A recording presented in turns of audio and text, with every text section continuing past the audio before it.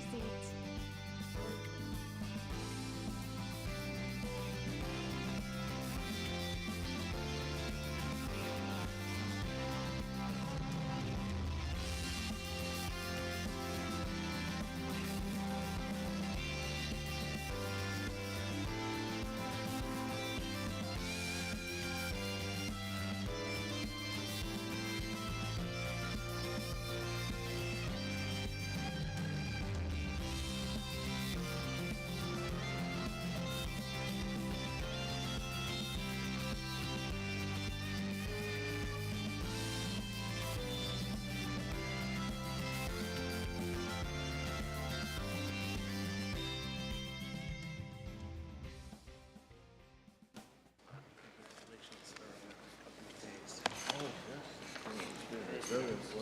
Good afternoon, everybody. It's Friday afternoon, so it must be President Marcos of the Philippines. Well, welcome to the Chamber, Mr. President. It's a pleasure and an honor to have you and so many senior officials with you. We appreciated your generosity with your time, not just today, but at the event at the Blair House in May last year and at UNGA in September. Also want to thank and recognize Ambassador Romualdez and his team, with whom we have such a tremendous partnership. You know, Ambassador Babe is a great friend of the business community, and really appreciate all your support and good work. Also want to thank our partner in crime, the US-ASEAN Business Council, and Ambassador Ted Osius. Thank you for all the work you do. Want to recognize others around the room, including Ambassador Mary Kay Carlson, who is on the shuttle from Manila to DC these days. We really appreciate at the Chamber the emphasis that the U.S. government has placed on the Philippines. Security issues obviously have been a big part of that conversation, but you know, just the fact that Secretary Raimondo led what we saw as a very useful trip last month to Manila, and you know, a couple of weeks prior to that, you know, having her and others here at the Chamber for a discussion about Philippine opportunities, trade and investment opportunities, has been really quite positive. We want to encourage more of these activities, which are important in highlighting, you know, not just the terrific partnership that exists between the United States and the Philippines, but the obvious opportunities for greater integration, greater activity. You know, the U.S. has traditionally been one of the largest, if not the largest foreign investor in the Philippines. With you know, with the reform process further moving forward, we're anticipating greater opportunities and greater investment. Trade is a little different. You know, we haven't seen the huge burgeoning of impact that we expected to see as a result of the, you know, the trade frictions with China. We haven't seen the increase in trade activity with the Philippines that we have expected to see. But I think, no doubt, given the reform process, that will change. The untapped potential is tremendous. And for those of us who have been part of and watched the U.S.-Philippine relationship for many, many years, the fact that we have not got a more robust partnership is a bit of a head scratcher. So lots to do and very encouraging conversations this week, and encouraging conversations that are taking place. Next month in Manila, the US-ASEAN Business Council and the Chamber will be present for the Indo-Pacific Business Forum, and we look forward to seeing those of you that are able to attend. A good opportunity. Let me turn to a couple of our key sponsors and members of this august group. Let me start with Marcus Jadot, Vice President at Google. Thanks so much. Good afternoon, Mr. President, your distinguished delegation, It's an honor to be with you this afternoon and an honor to help to welcome you and your team to Washington. I'm Marcus Jadat. I'm Vice President and Global Head of Cloud Government and Public Policy at Google. Google's very proud to have been a part of the investment story in Philippines now since 2013. And obviously that is just over a decade, but a long time in terms of our history at Google, a 25-year-old company. We're very proud of the jobs that we've created and the opportunities that we have created across our products from search to Google Maps, YouTube, and Android. Very proud of your presence, Mr. President, on our YouTube platform as well. We've also focused on growing our presence and investment in the Philippines, working closely with Filipino businesses and the public sector in their digital transformation journey through Google Cloud, Google Ads, and more recently with our largest and most capable AI model, Gemini. We're deeply encouraged by the flourishing relationship between the U.S.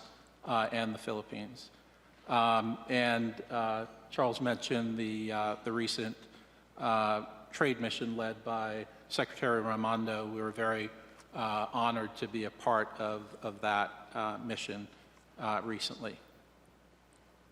As we enter an era of AI, the AI era, which is powered by cloud computing and digital infrastructure, a technology-positive regulatory framework and national policies that champion technology that are focused on fortifying the public sector and promoting investment is critical.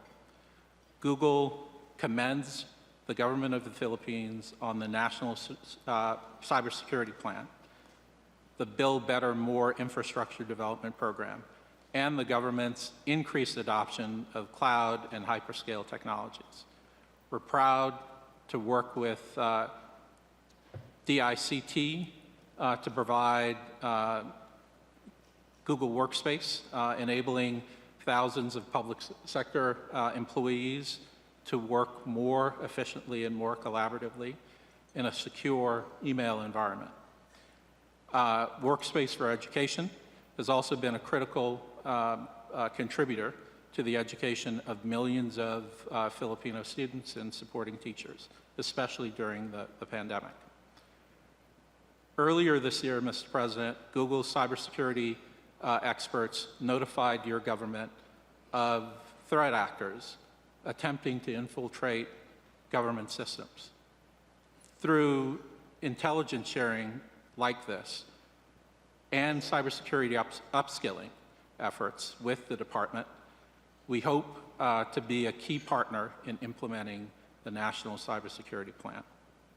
This year, we look forward to new policies from the Government Procurement Policy Board to enable faster, more efficient, and cost-effective ways for government agencies to adopt better and more secure cloud technologies. Mr. President, we very much look forward to working with you and your team to realize your digitalization mandate. Again, honor to be with this group and really appreciate the Chamber bringing this large group of American investors together with this delegation. Thank you.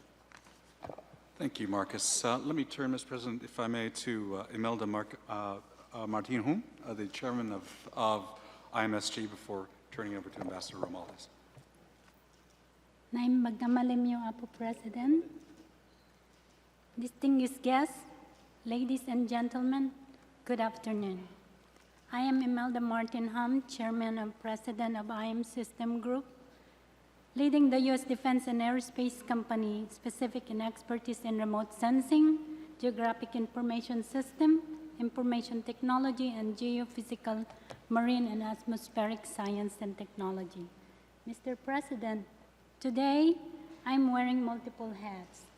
As a chairman of IMSG, as well as a US-ASEAN Business Council chair of the US-ASEAN Business Council Defense and Committee, but on this occasion, importantly, as a proud Filipino-American, working to build strong and good ties that bind the two nations that I love dearly.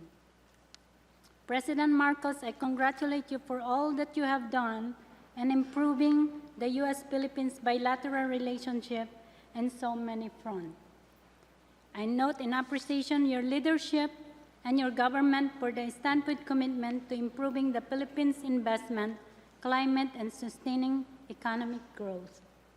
Your commitment to attracting investment through economic reform, such as amendment to the Public Service Act, the Foreign Investment Act, and the retail trade, it is this reform along the infrastructure program that is doing business by removing barriers while sending the message of the strong dedication to fostering economic expansion.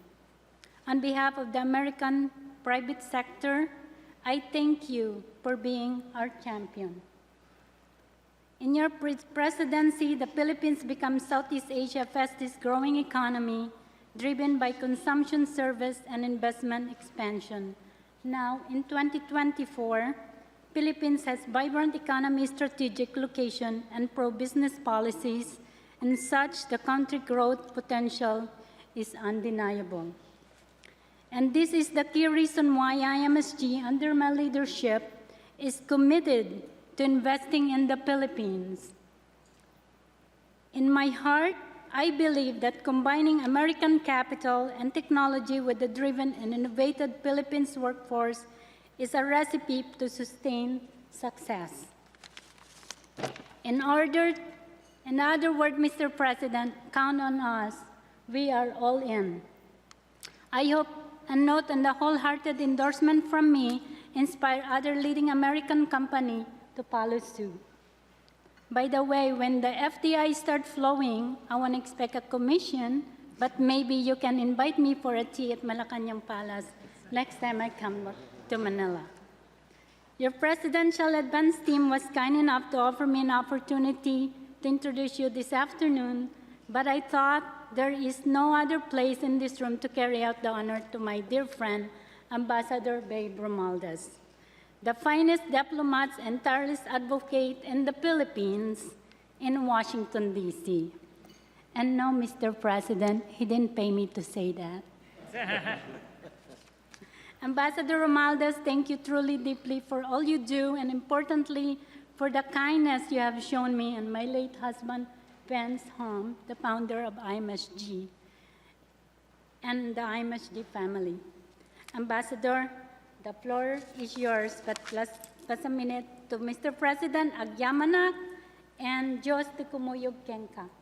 Maraming salamat po. Thank you. Thank you. Thank you very much, Melda, for that. Well, I just want to say that I am one of the luckiest ambassadors here in Washington, D.C., because how often does your president come and visit? This is the 4th visit of our president, so I am indeed very lucky.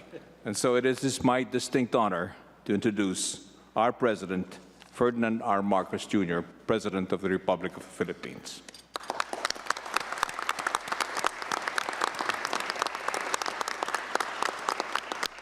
Thank you very much, Ambassador Babe Romualdez. He is a true diplomat, because the fact of the matter is, I'm sure he can't wait to see the back of us, to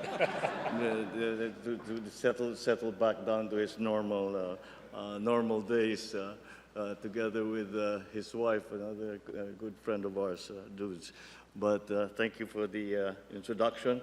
The President and CEO of the US-ASEAN Business Council, Ambassador Ted Osius, Senior Vice President for Asia at the Chamber of Commerce, Mr. Charles Freeman, We have here with us the Speaker of the House of Representatives of the Philippines, Speaker Martin Romualdez. Also accompanying us are several cabinet ministers who have joined me for specifically, actually, because the main purpose of my visit this time was to formalize a trilateral agreement that we did yesterday with the U.S., Japan, and the Philippines. But nonetheless, they have accompanied me for this particular, specific reason to be with you here today. I'm sure that you will get to meet them later on. Our very important and full partners in transformation of our economy, those of you from the private sector, distinguished guests, ladies and gentlemen, good afternoon. Allow me to express my gratitude for the notable participation of all of those who have been part of organizing this business forum. So these have been very important for the Philippines, and we have taken the Philippines on a roadshow in the past 2 years, and this has been very productive for us, and so we are very happy. And we thank all those who have been part of who have played a part in organizing this business forum here today. Of course, we must also once again speak to our private sector partners. I'm accompanied by some of the most prominent business leaders from the Philippines. And I'm going to, again, I think we will be, during our discussions, you will be getting to meet them all. Once again, we are here today to discuss what are the possibilities and what are the options on the continuing transformation of our economy in the Philippines. And we are continuing that transformation with the help of all not only the government, but the entire nation. And that is why we have come to you once again to be part of this very important business forum. We just recently hosted Commerce Secretary Gina Raimondo, who led the first of its kind presidential trade and investment mission to the Philippines last March 11 and 12. Secretary Raimondo brought 22 prominent U.S. companies engaged in air logistics, tourism, IT, BPM, financial services, ICT, infrastructure, and clean and renewable energy, the areas that we have chosen to prioritize and to focus on. And during the press conference after our meeting with Secretary Raimondo, she announced that these companies would invest at least $1 billion US worth of projects that will create educational and career opportunities for Filipinos. Secretary Raimondo emphasized President Biden's endorsement of our foreign and our economic policies. They no longer, in the very interconnected world that we are in now, they no longer can be separated, foreign policy and economic policy. So that is why I mentioned them together as one complements the other. This affirmation underscores the deepening ties between the United States and the Philippines, as we are both committed to advancing our mutual goal of economic progress. I have expressed my very sincere gratitude to President Joe Biden during our bilateral meeting yesterday for dispatching the business mission to the Philippines, which was the fulfillment of his commitment from my official visit 11 months ago in May of last year.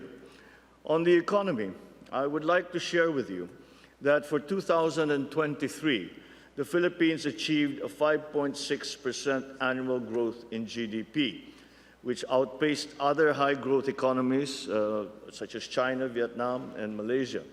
Despite the recovery time needed to accelerate businesses coming out of the COVID-19 pandemic, we were able to either exceed or match the economic projections of multilateral organizations such as the IMF, the ASEAN +3 Macroeconomic Research Office, and the World Bank. So we saw a significant increase in foreign direct investment net inflows. It surged by 28%, reaching $1 billion in November 2023 from the previous $820 million recorded for the same month in 2022. In addition, the DTI, Board of Investments, DTI is the Department of Trade and Industry. The DTI Board of Investments, which is an attached agency to the DTI, has approved 1.26 trillion pesos in investment projects for 2023, which was an increase of 73% compared to the previous year, which recorded 729 billion pesos. For last year, I'm happy to report that the United States remains as one of our largest sources of foreign direct investment. Over the years, the Philippines has acknowledged the significant contribution of the United States to our economic agenda. We have observed the consistent high ranking of the United States, as evident last year, being our third top trading partner. Moreover, the United States emerged as the primary destination for our goods and services in that same year. In 2023, our biggest exports to the U.S. were semiconductors and integrated circuits, amounting to $3.1 billion, or 23.3% of our total exports to the U.S. The Philippines is a major part of the U.S. semiconductor and IC design supply chain, and we are seeing expansions by U.S. companies in the Philippines in this sector. So with the assistance from the U.S. government through the International Technology Security and Innovation Fund, managed by the U.S. State Department, we can achieve our goal of producing 128,000 semiconductor engineers and technicians by 2028, as demanded by the industry. So with this collaboration, the Philippines will be able to support the U.S. semiconductor industry, not only in assembly, testing, and packaging, but also in other segments of the supply chain, such as in microchip design and in research and development. Breakthrough policy reforms have been introduced to open businesses to more foreign participation. And I cite some key legislations, such as the Public Service Act, the Retail Trade Liberalization Act, the Foreign Investments Act, and the IRR, Internal Rules and Regulations, of the Renewable Energy Act. These key legislations and policy reforms have opened the sectors of manufacturing, transportation, telecommunication, shipping, renewable energy such as wind, solar, tidal, nuclear, and the retail sector to foreign investors. In our commitment to facilitate investments, I issued Executive Order number 18, which established the Green Lanes for strategic investment. The objective of the Green Lanes is to streamline processes and permitting to create an environment where businesses can set up and expand with ease. The government offices handling the Green Lanes initiatives are under the Philippines Department of Trade and Industry, being led by Secretary Fred Pascual, who is with us here today. There he is, the gentleman with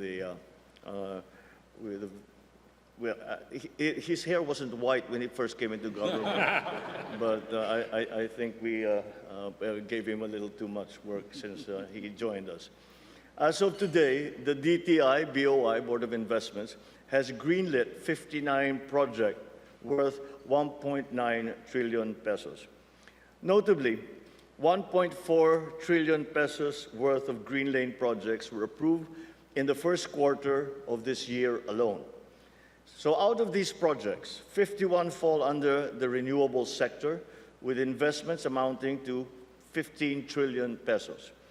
The remaining projects span digital manufacturing, infrastructure, and food security sectors.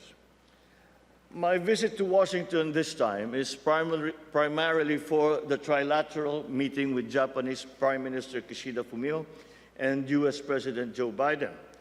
I am quite happy to share that the trilateral meeting has opened promising opportunities across several areas such as greater maritime domain awareness and Coast Guard cooperation, sustainable critical infrastructure, semiconductor supply chain, digital transformation, and energy security through harnessing renewables. Together with my counterparts, I strongly support the vision of a peaceful, stable, and prosperous Indo-Pacific region. The three countries are dedicated to pursuing breakthrough initiatives in the region. This was formalized through our joint vision statement, encompassing the focus areas for our trilateral cooperation. I am happy to briefly share with you the things to look forward to in relation to this partnership which we formalized yesterday. On the economic front, the three nations have joined forces to inaugurate what we now call the Luzon Economic Corridor under the Partnership for Global Infrastructure and Investment. This corridor aims to enhance connectivity between Subic Bay, Clark, Manila, and Batangas, facilitated by our trilateral collaboration in advocating for impactful infrastructure investments. Through this groundbreaking effort, we aspire to attract investments including rail systems, modernized ports, clean energy initiatives, semiconductor supply chain advancements, agribusiness enhancements, and updates to civilian ports at Subic Bay. Recognizing the significant impact of new digital technologies, I am fully supportive of bolstering our cybersecurity and digitalization capabilities. I'm excited to share that we will work together for open radio access network field trials aimed at establishing a secure and reliable information and communications technology ecosystem in the Philippines. Another initiative that I am particularly enthusiastic about is the Semiconductor Workforce Program, offering deserving talents the opportunity for world-class training at leading universities. Our three countries are committed to harnessing the talents of our citizens to adapt to the evolving technological needs that the global economy presents us. On climate change, given the Philippines' prominence in the semiconductor industry, we view this sector as a key driver for economic growth.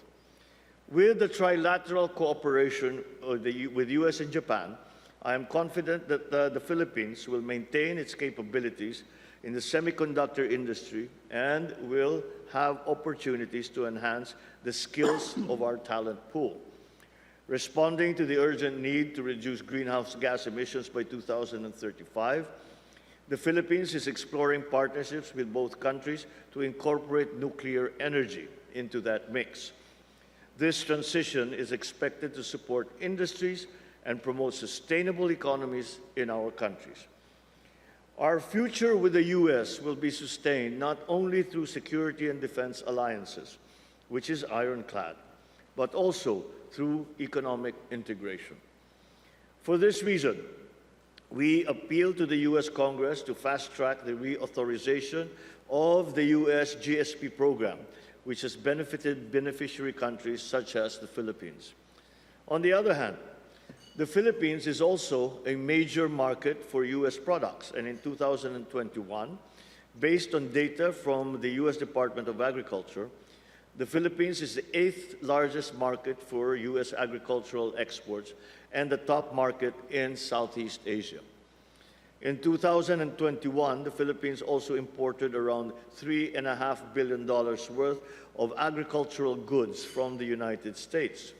Given such, it is no surprise that U.S. agriculture and food exporters are advocating lower tariffs and expanded market access for their products in the Philippines.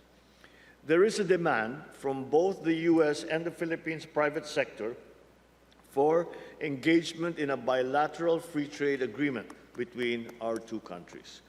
The benefits for concluding an FTA together with a critical minerals agreement between both our countries will be transformative and will create new jobs, strengthen supply chains, establish new businesses, and upskill our workforce.